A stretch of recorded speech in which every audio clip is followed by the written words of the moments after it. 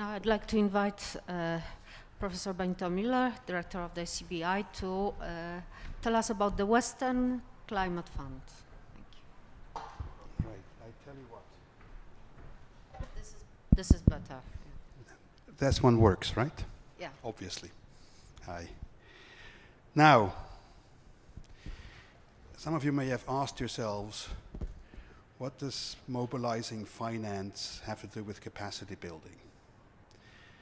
I've been in this ball game for a few years, and one of the realizations which I had early on, I'm sort of advising LDC chair, is that without having some reasonable finance flowing through the financial mechanism of the convention or the Paris Agreement, there is very little capacity to negotiate here.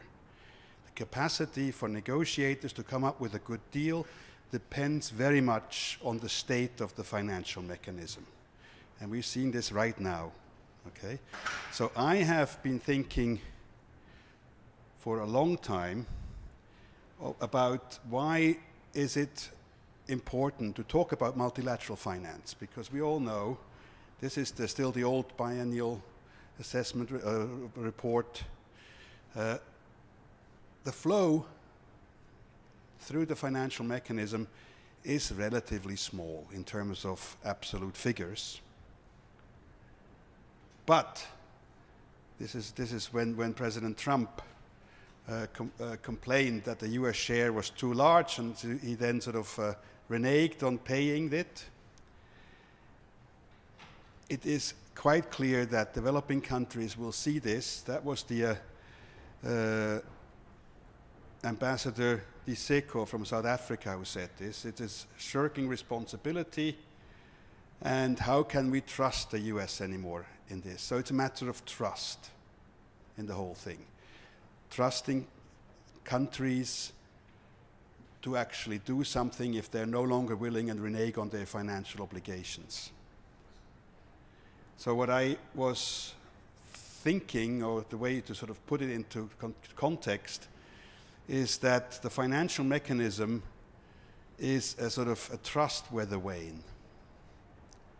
And it has an extremely high, what I call trust intensity. The number of euros, the trust which can be built or destroyed by the euro per euro contributed, is much larger than its actual size of the flow, okay, in terms of the international negotiations. So it is a disproportionate importance. It is not just 5% of the overall flows. In terms of building trust in the whole process here, it is much more important. That's the idea behind it. So, now to this beast, the Western Climate Fund. How did that come about? Well, basically, it was on the road to Paris that I wrote a paper on finance for the for the Paris Climate Compact. I don't even remember what it was called.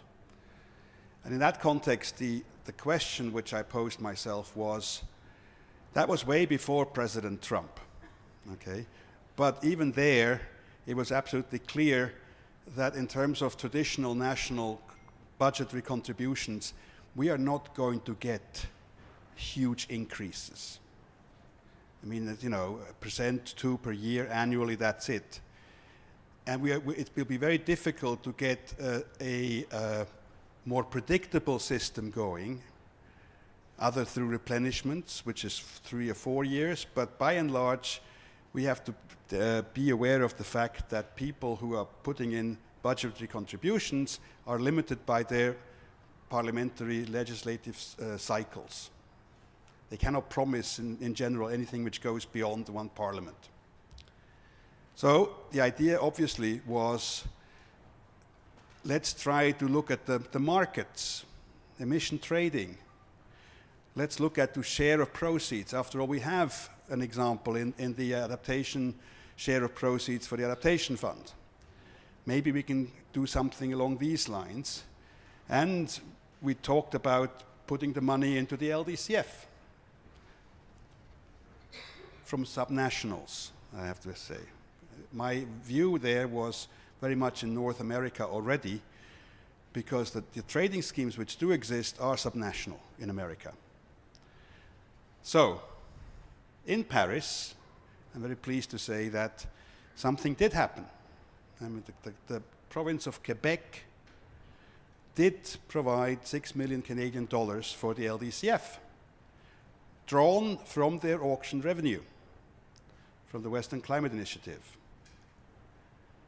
And we also had pledges from the city of Paris and the Belgian subnationals for the GCF. So things are, you know, it was a new thing.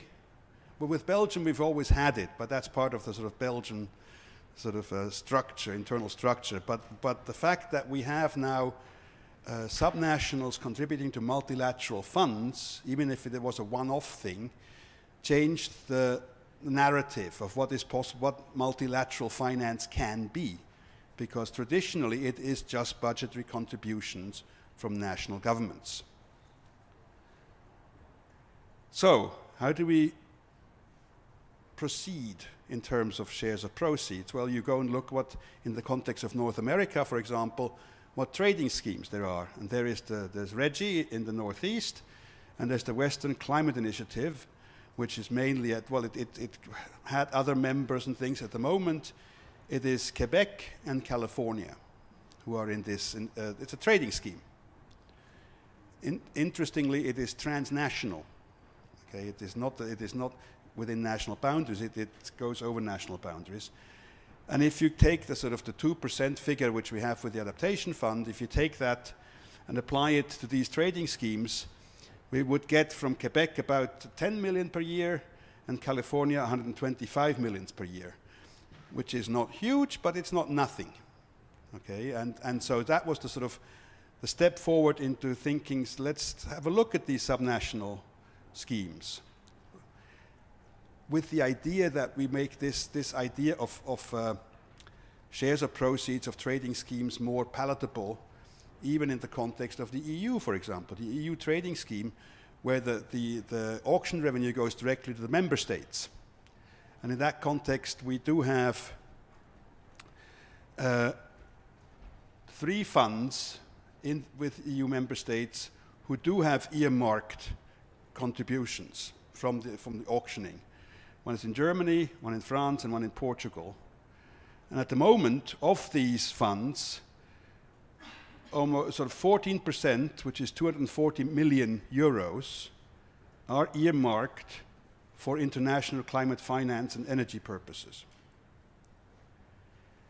If we look ahead in the next phase, in phase 3 and 4 of the European trading scheme, that could bring 2% could bring about $270 to $380 million annually. So we are looking into sort of significant figures here, over and above national contributions. That's very important, right? Now, we had an event. The LDC chair very kindly sort of asked Governor Brown to let us have an event at the Global Climate Action Summit in San Francisco, which we had, which was a bit of a precursor to this event here. And in that context, we were focusing on the fact that those in the US who say we are still in Paris, Paris is not just mitigation. Paris is more than mitigation. Paris also has financial obligations. And if subnationals want to be still in, they also should look at the fact that there's this other side of the coin of being still in Paris.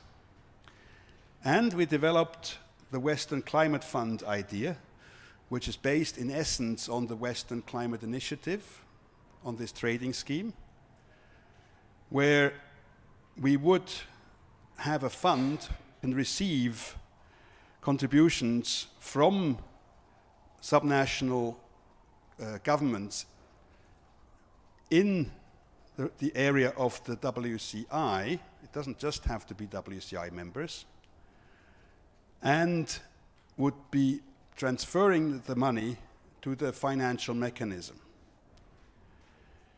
There are a variety of ways in which this can be done. You could have, at the moment, there's actually a a law in the Massachusetts Senate which would establish a Massachusetts LDC, Least Developed Countries Fund, which would be replenished by the so-called tax check-off program, where taxpayers can basically donate their tax returns to a charitable cause, and one of them would be the LDCF, the UN LDCF. You could have, there was a law proposed a while ago by Senator Wojciechowski in California, where they would have established a climate dividends fund for the citizens or the inhabitants of California, which would have been distributed on a per capita basis. Everyone would get the same money. And in that context, one could have a check-off program there, that people say, I don't need this, let's put it into the LDCF or whatever. Or, of course, you can have share of proceeds. And in the context of California, it's interesting that they actually do have a program which is called the Allowance Allocation to Electrical Distribution Utilities on behalf of ratepayers. It's basically, the name of the program is exactly what it does. California was worried when they introduced a cap and trade scheme, which does cover utilities, that there might be sort of price hikes.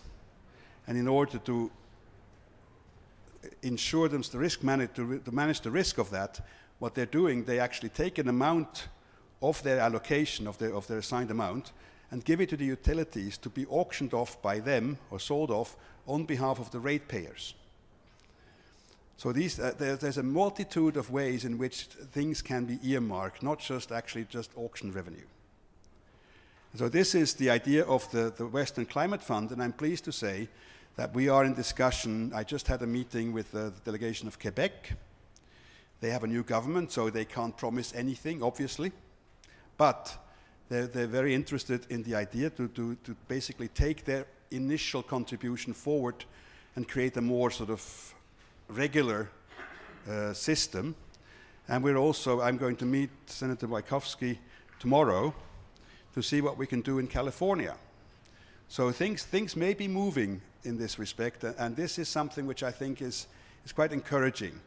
And the beauty about this sort of idea is the transnational nature of the participants means that it cannot really be confused with national contributions, right? If you have just a sort of a national scheme with subnationals from one country, it becomes more difficult to say, okay, they're just displacing the national obligation. But if it's international like that, it becomes more additional to whatever is there. So very important, these sort of schemes, like the one I'm going to describe later, are not meant to displace any national obligations at all. But I do think that we need to take new sources seriously if we want more money and more predictable money. Thank you very much.